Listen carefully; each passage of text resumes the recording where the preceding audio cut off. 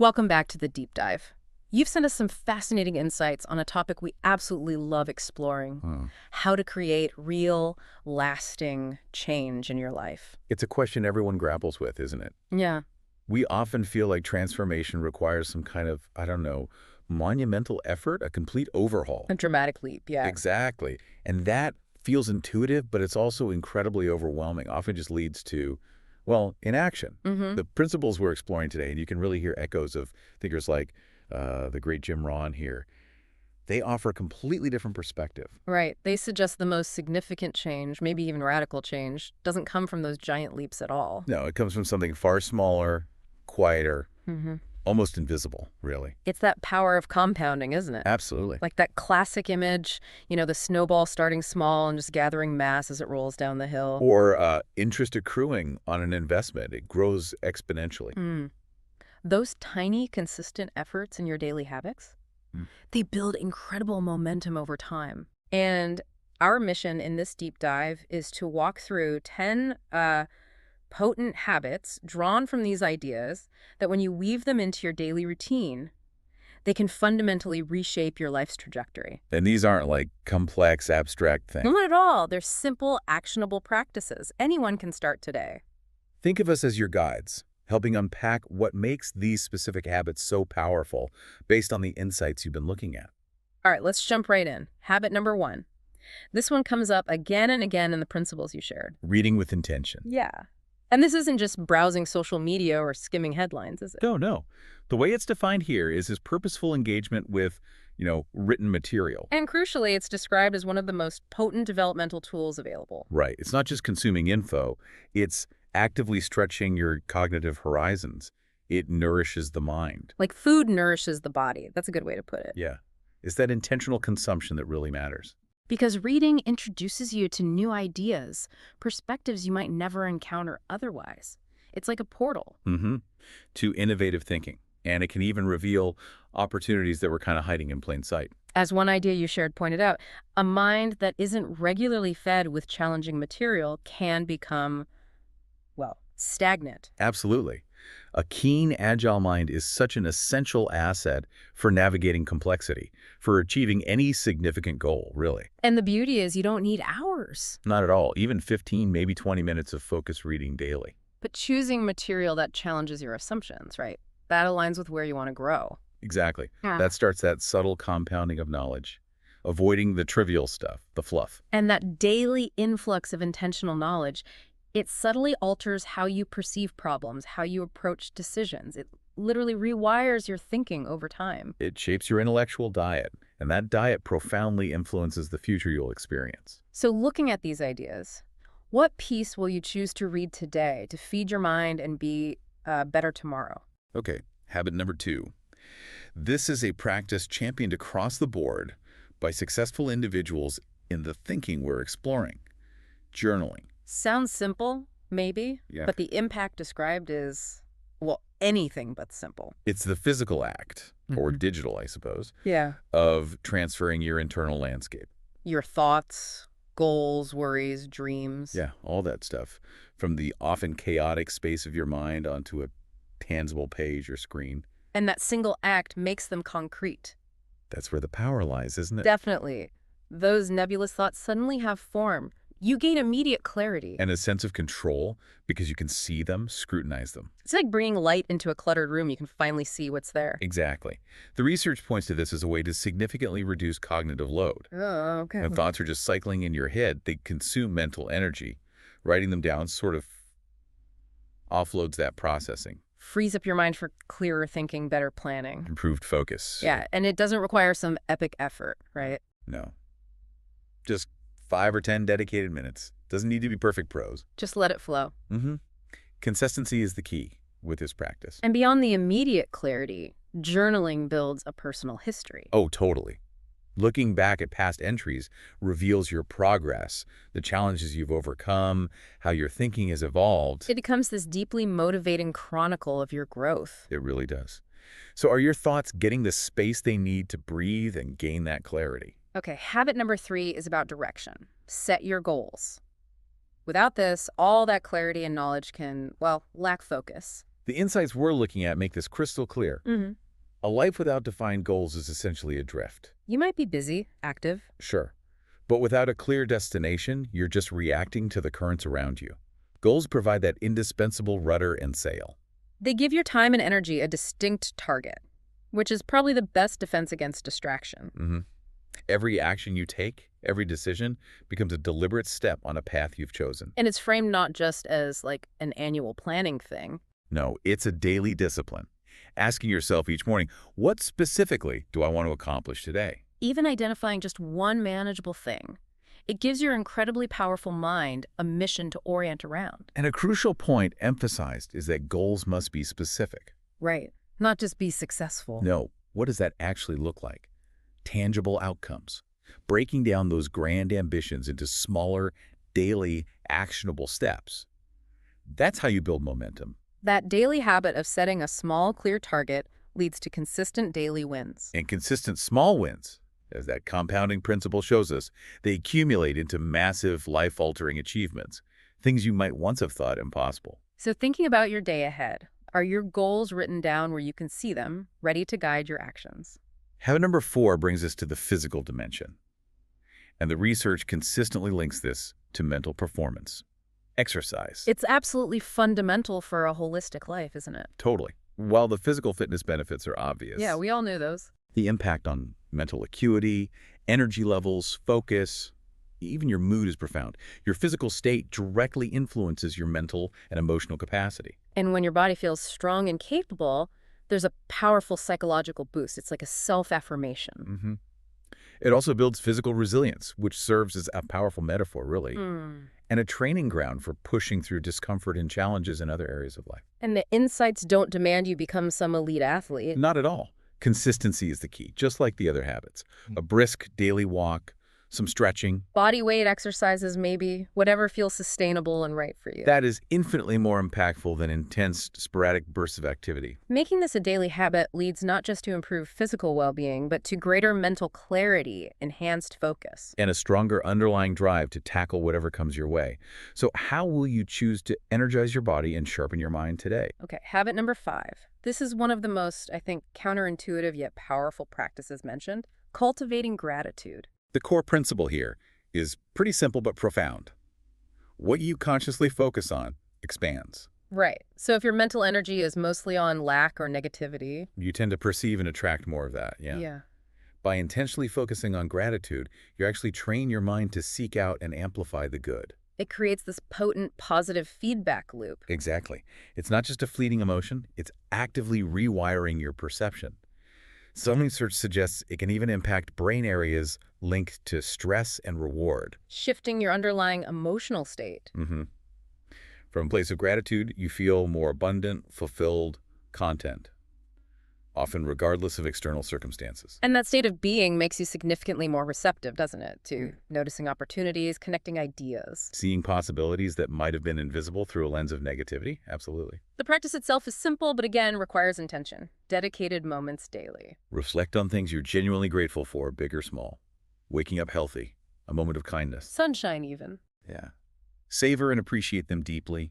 Writing them down in a journal can deepen the effect, too. Consistent gratitude shifts your overall mindset, palpably. You begin to spontaneously notice more good, and your life just feels richer, more abundant, and fundamentally more joyful. So taking a moment right now, what are 3 things, however small, that you can genuinely appreciate? All right, habit number 6 addresses something often viewed incorrectly as laziness, maybe, but which the ideas we're exploring highlight as absolutely essential, prioritizing rest. Rest isn't just the absence of activity, is it? No, it's a fundamental biological and psychological necessity. Without adequate rest and recovery, our capacity to perform, to think clearly, to be creative, it's drastically diminished. Burnout isn't a badge of honor. It really isn't. It's a sign of strategic failure. And the insights point out that rest is more than just sleep, though obviously quality sleep is non-negotiable. Right. It's also intentional stepping away, unstructured downtime, allowing your mind to just wander. To daydream, to simply be without a specific task. And this unstructured state is often where the brilliant ideas emerge. Ah, interesting. When your conscious mind relaxes, Your subconscious can make connections, process information, spark creativity that focus effort sometimes inhibits. It's essential maintenance for your brain, your most valuable asset. hmm Our culture often glorifies constant hustle, doesn't it? Oh, definitely. But the principles we're looking at champion smart work. And smart work includes strategic recovery. Making rest a conscious habit, short breaks, dedicated relaxation time, prioritizing enough sleep. Hmm. It isn't just about avoiding burnout. No, it significantly boosts productivity, creativity, and dramatically enhances your quality of life. So looking at your schedule, when will you intentionally schedule your next period of restorative rest? Habit number 7. This one feels incredibly powerful for both the giver and the receiver, according to the insights. Giving. The universal principle is clear and emphasized repeatedly. The more you genuinely give, the more you tend to receive. But it's not a transactional equation, right? You don't give $5 expecting $5 back immediately. Exactly. It's not like that. It activates this powerful flow of abundance and goodwill that circulates and eventually returns in various forms. And giving, as defined here, isn't limited to money. No, not at all. It's giving your time, your genuine attention, sharing your talents, your energy, offering empathy, kindness. And the crucial distinction highlighted is giving without expectation of return. Yes, it stems from genuine generosity and kindness. And that act in itself is profoundly uplifting. It cultivates a deep sense of fulfillment and joy. It's an interesting observation across many successful figures.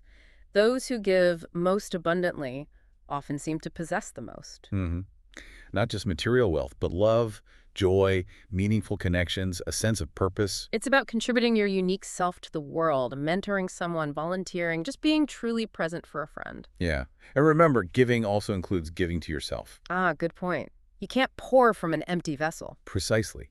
Taking care of your own needs allows you to give authentically. Giving a conscious habit seems to channel more opportunities, resources, positive connections into your life. It does. It feels like the universe finds ways to channel more value through you.